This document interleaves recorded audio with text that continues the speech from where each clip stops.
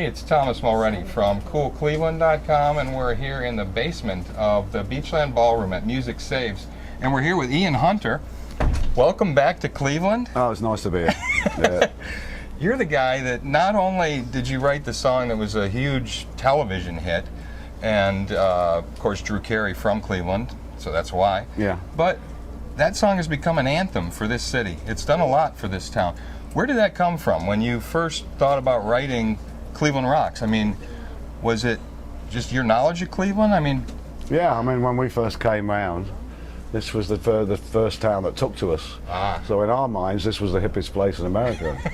Right. And we see Carson and Mike Douglas and all these people doing talk shows, and sure. it seemed like Cleveland was the Poland of America, you know. I mean, it was like, no way, it's the hippest place in America. Cleveland, so when you wrote it, you actually said, we're going to try to change the image of this place in a way, upgrade it?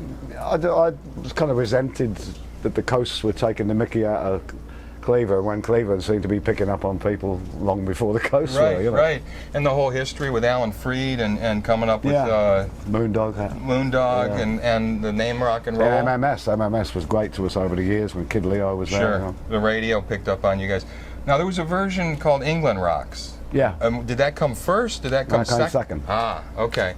Yeah. And so you thought, well, let's do something for the English market, so let's... It was about a year later. Yeah. And I was over there, and we were in the studio. I was in the studio with this guy, Bill Price. Oh, yeah? And we were looking for a single. And suddenly somebody said, well, why don't we do England Rocks? Yeah. So we did. Yeah. Well, I don't think it ever came out. I think I was right on the end of a deal. I forget what happened. It got stuck in the middle of nowhere, but I know certain people do think it was written as England Rocks. It wasn't. Oh, okay. It was written as Cleveland Rocks. It was really Cleveland Rocks. Yeah, because some people were telling me, no, first he wrote it as England Rocks, and then he just... Because you were also affiliated here with Steve Popovich and Cleveland International Records, and he was your manager. Steve managed me for a while, Yeah. Yeah. Me and Ronson, yeah.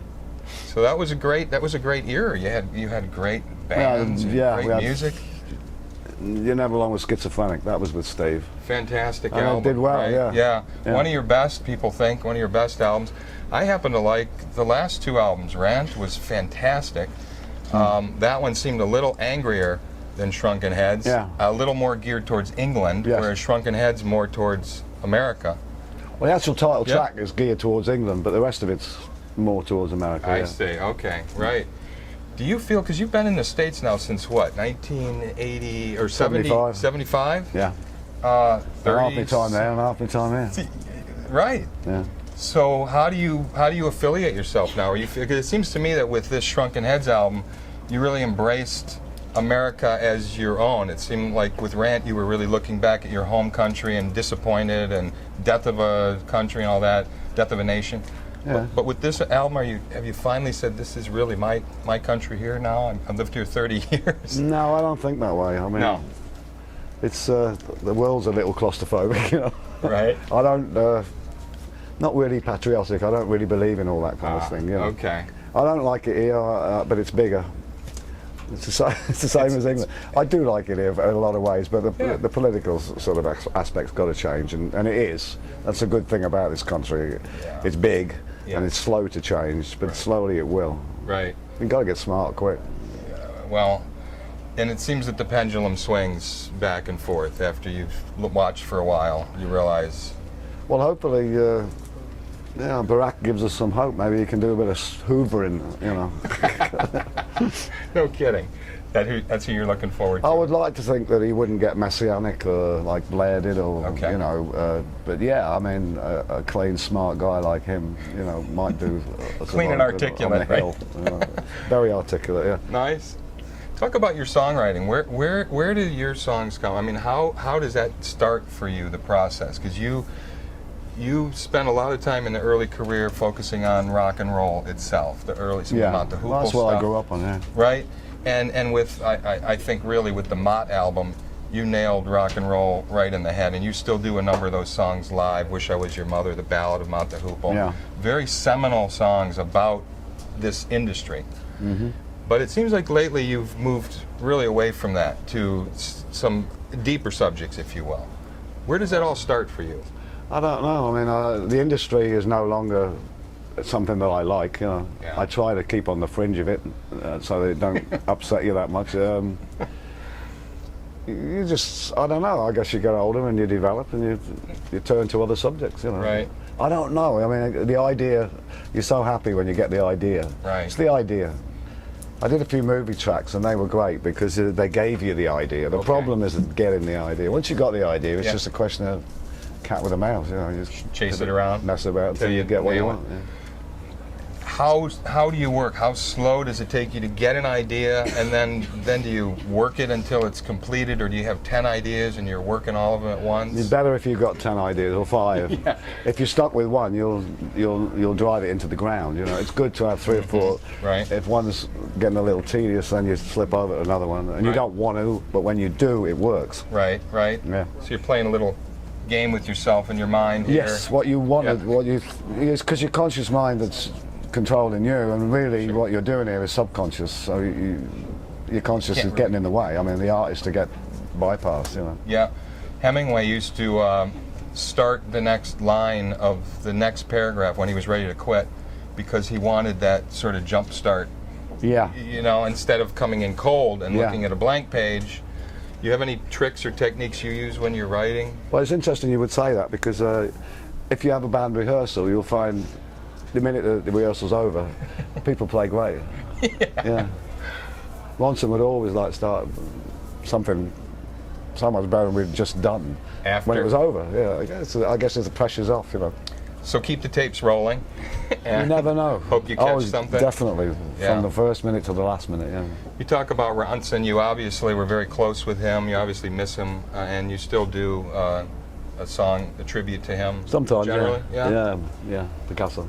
Picasso, Michael Picasso. Yeah. Talk about that period, because it seemed like you started working with him, had a sensational solo debut album, but management troubles got in the way. Yeah. And this huge duo couldn't work together, or wasn't able to. We were living together, but we couldn't work together, you know. DeFreeze got in the way, you know. I mean, the second album, it would have worked out. Mick got more than I did, and it was my record, you know. So Tony DeFreeze, the manager, managed both of you, right? He managed Bowie, and then he also managed. He managed us for a while, but then when I was with Mick, we had separate managers, and Tony didn't like that, so Tony played games, you know. Which is, you know, it's a control thing. It's not even a money thing. It's a control thing. And it's such a shame, because there was such good music that could have happened, and you ended up touring and getting back together. Oh, we did it a few times. Yeah. But I would be with Mick more when we weren't working together than when we were, you know. Our kids grew up together and our wives grew up together, and so it was, I mean, I look at it as before and after, you know. That's the only way you can look at it. It was a nasty business. Most uncalled for. One of life's inconveniences. That's terrible. It really is a shame. But you've been doing some great work lately. You've got a great band. You've been touring with some of the best musicians really out there. Talk about how all these guys got together, because they're such a great group of guys. You've got. I mean, who puts your band together now? Is it Jim? It'll be James Mastro or Andy York or Steve Holly. I won't take anybody that they don't think. Paul Page has been wanting to get in this band for 17 years, and Holly loves him, loves his playing. So Paul was next in line, so off we go. You know. Right. And you've been playing with Steve Holly, the drummer, for what, 20?